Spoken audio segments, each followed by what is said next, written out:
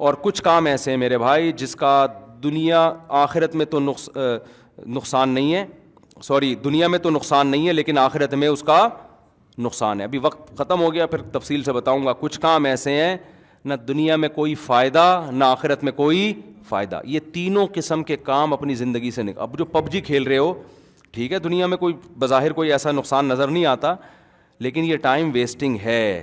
اس کا نہ دنیا میں کوئی فائدہ ہے نہ آخرت میں کوئی فائدہ ہے. نقصان کا خطرہ بہرحال ہے، کمر کے مسائل کھڑے ہو جائیں گے، بیک پین شروع ہو جائے گا. جب یوں گھنٹے سے لگا ہوا ہے یوں بٹن دبا رہا ہے تو یہ کیا ہوگا ہے بھائی. اور اگر نہیں ہوتا تو ٹائم تو ضائع تو ہو رہا ہے نا. تو حدیث میں جو کہا نا کہ 5 چیزوں کو 5 چیزوں سے پہلے غنیمت سمجھو، اصل میں ان چیزوں کے بارے میں کہا ہے. وہ تمام کام جس کا نہ دنیا میں کوئی فائدہ ہے نہ آخرت میں کوئی فائدہ ہے، ان تمام کاموں کو اپنی زندگی سے نکال دیں. کچھ کام ایسے ہیں دنیا میں بھی فائدہ اور آخرت میں بھی فائدہ. اچھا کچھ ایسے لذت والے کام ہوتے ہیں کہ وہ دنیا میں بھی اس میں مزہ آتا ہے اور آخرت میں بھی ثواب. مثال کے طور پر آپ جو کھیل کھیل رہے ہیں، پب جی کھیل رہے ہو، اس کے بجائے آپ ایسا کھیل کھیل لو نا، فٹ بال کھیل لو جا کے. کیا خیال ہے؟ تو مزہ بھی آئے گا اور صحت بھی کیا ہوگی، اچھی ہوگی نا. تو صحت اچھے ہونے سے آخرت کا فائدہ ہے یا نہیں ہے؟ فرائض واجبات تو باہر صورت میں پورا کرنے ہیں، رمضان کے روزے، زکوٰۃ، فرض، یہ تو ہے ہی ہے. یہ تو اس کی تو میں بات ہی نہیں کر رہا، یہ تو سب سے پہلے ہیں. یہ تو میں اس لیے اس میں بات نہیں کر رہا کہ یہ چیز تو اسلام میں سب سے پہلے ہے. نماز کے لیے ٹائم نکالنا ہے، روزے کے لیے ٹائم نکالنا ہے، زکوٰۃ کے لیے، رشتہ داری جوڑنے کے لیے. اس سے ہٹ کے عام نارمل روٹین کی بات کر رہا ہوں میں. تو اس میں وہ تمام کام جس کا نہ دنیا میں کوئی فائدہ ہے نہ آخرت میں، ان تمام کاموں کو اپنی لائف سے ہمیشہ کے لیے نکال دو. مکمل نہیں نکال سکتے، کم کر لو. دیکھو جو کام ایک دم سے نہیں ہو سکتا نا تو مایوس نہ ہو، آدھا کر لو یار اس کو. ہمارے ایک دوست کہتے ہیں میں روزانہ میں نے معمول بنایا آدھا گھنٹہ تلاوت کروں گا، ہوتی نہیں ہے مجھ سے. تو میں نے کہا 15 منٹ کر لو. کہہ رہے یار 15 منٹ میں کیا یار، میں حافظ قرآن ہوں، صرف 15 منٹ. تو میں نے کہا جب آدھا گھنٹہ نہیں ہو رہی تو 15 منٹ کر لو نا. یہ سوچتے رہو گے کہ نہیں جی 15 منٹ سے کیا ہوتا ہے، تو پھر نہ آدھا گھنٹہ ہوگی نہ 15 منٹ بھی نہیں، 5 منٹ کے لیے قرآن لے کے بیٹھ جایا کرو روزانہ. تو انسان کی طبیعت میں اللہ نے لچک رکھی ہے، ایک دم سے نہیں ولی اللہ بن جاتا. وہ ایک دم سے پورا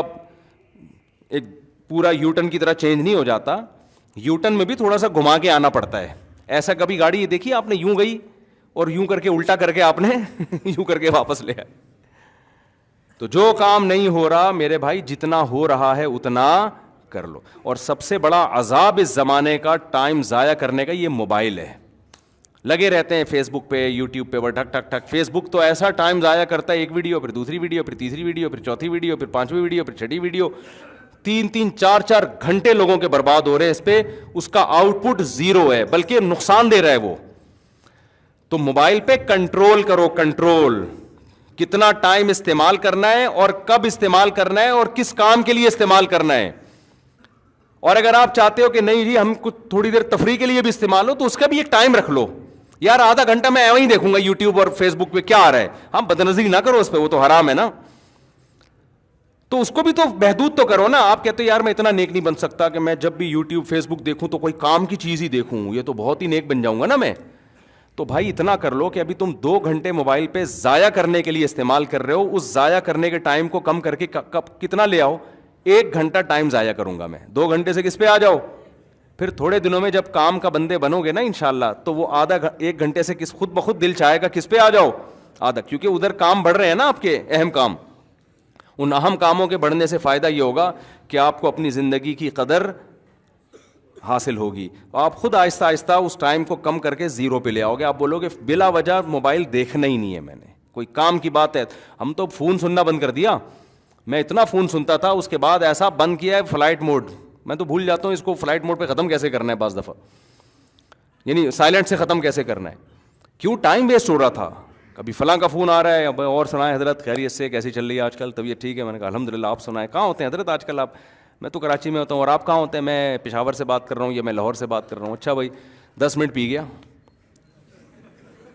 اب بتائیں جی کیا بات ہے؟ جی حضرت میں ایک بات پوچھنا چاہتا تھا آپ سے، وہ نماز میں یہ ہو جائے تو سجدہ سہو لازم ہے؟ ہاں جی لازم. دوسرا فون, تیسرا فون. ہم نے کہا بیٹا ہم دنیا میں کسی کام کے بھی تھوڑے دنوں میں نہیں رہیں گے, ایسی کی تیسی یار. ایسا بند کیا ہے تو گھر میں جاؤ تو سب سے پہلے جھاڑ پڑتی ہے, 1 گھنٹے سے فون کر رہے ہیں, اٹھا کیوں نہیں رہے.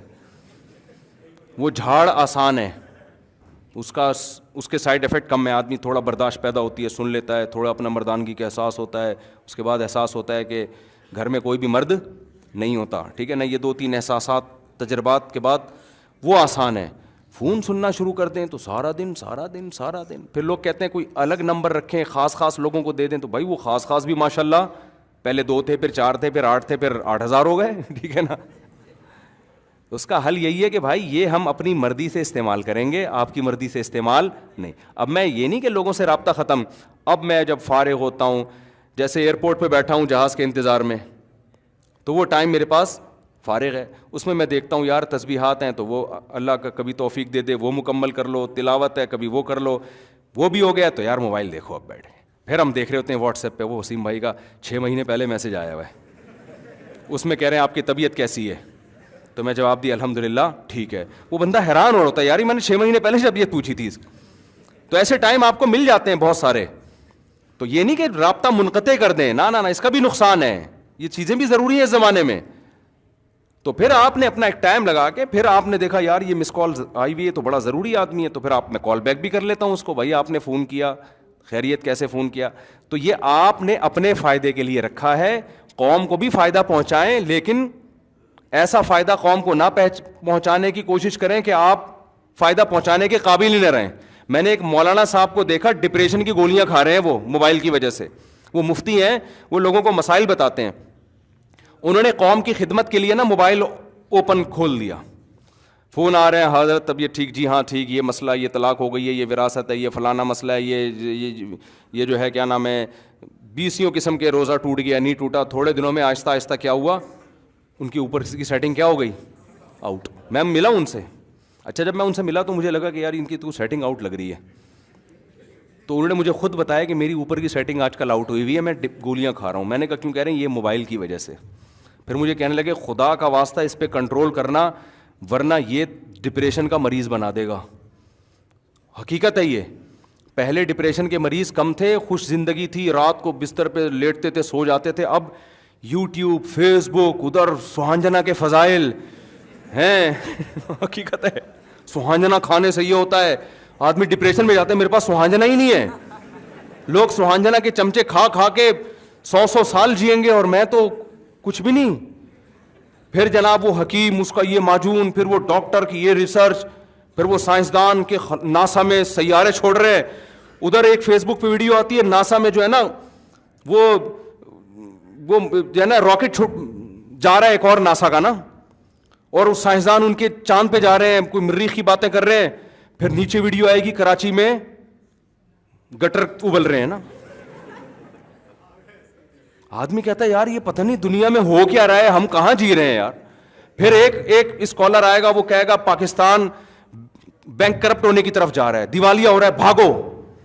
اب مالدار آدمی کہتا ہے یار صبح سے پاسپورٹ بناؤ بیٹا نکلو. غریب کہتا ہے یار ہم تو بھاگ بھی نہیں سکتے یہاں پہ, یار ہم تو بھاگ بھی نہیں. ابے تجھے صبح ناشتے میں انڈے پراٹھے مل گئے, تجھے دوپہر گھر مل گیا, تو بینک کرپٹ ہو یا نہیں ہو, تو تمیز سے کھا پی رہا ہے نا, آرام سے رات کو کھا کے سو جایا کر. تو نہ دیکھا کر, یہ ہمارے بس میں نہیں ہے یہ چیزیں, ماہر معاشیات جانے, گورنمنٹ جانے. بینک کرپٹ ہونا ہمارے کیا, ہم کیوں ٹینشن لیں بھائی.